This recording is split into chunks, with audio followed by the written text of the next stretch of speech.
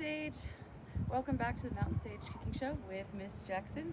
Today we're going to be cooking up a pine and mint salve that has a bunch of medicinal benefits that are a wonderful salve for your hands and your achy muscles at this time of year, but it's also a great reliever for headaches.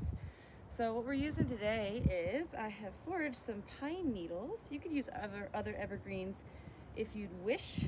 Fir, cedar, spruce even. You could use any evergreens you find out in your backyard or on a nature walk.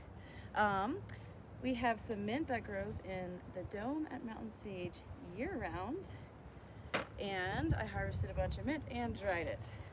So first step is to dry your botanicals. So you want to maybe break up your pine needles into small bits, take the mint off the stem, leave it on a tray like this to dry for a little bit. Next step is your infusion. You can do a few different things. You could take a mason jar and just pack it full with plant material. Put a type of oil like olive oil, coconut oil that's melted, and you can infuse that in a dark place for a few weeks. If you want to go a little bit faster, you can infuse your pine and mint in a crock pot or a double boiler like this. So I had this crock pot going for about 6 to 8 hours. It'll make your house smell wonderful. And the next step, once you have your infused oil, is to strain it. So here I have this wonderful concoction, turned very green. And we're gonna see how much we get out of this little bit. So you'll need a strainer. Oops. There we go. All right. Looks like I got about 1.5 cups of oil today. So I'm gonna try to use about 1 cup of oil for this recipe, and you wanna do a 4-to-1 oil to beeswax ratio. So you have your infused oil. I'm going to carefully pour out a cup, get it as close as I can. There we go. And then I measured my beeswax. I have 1/4 cup of beeswax here. If you wanted it more loose, you could use less beeswax. If you wanted it more firm, you can use more. So what I'm going to do is I'm going to pour the beeswax in this double boiler. I have to go in real quick and put some fire on this, let it melt all up.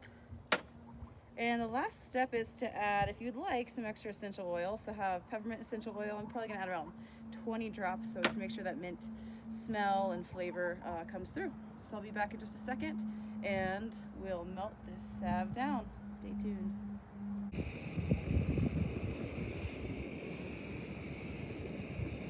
Our oil and our beeswax has finally melted together in harmony. Let's add that essential oil, and time to pour it carefully into containers.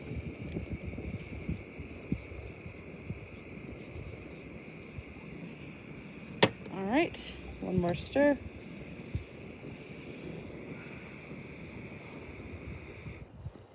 All right, time to pour.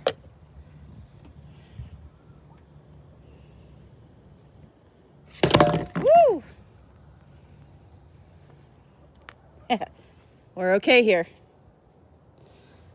And let's be very careful. Boom. All right. You can pour it in jars, little tins. You can reuse other jars and pour it in, but you get the idea. I'm gonna make these up for some other people, and I'll be right back. Well, I spared you my experiment when trying to pour the hot salve from a bowl into the containers. I would suggest using a container with a pour spout like this before pouring if you do not want to make a big mess like I did. But as soon as they're removed from the heat, they'll begin to cool. You can leave the lids off for a couple hours so they firm up.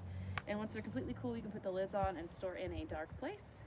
Another great use for this besides dry skin is you can rub it on your temples. The scent of pine and mint is awakening and it can relieve headaches. So I hope you try this recipe. Hope you have fun foraging the herbs and pine needles, and I would love to hear how it turns out. See you next time, Mountain Sage. Bye.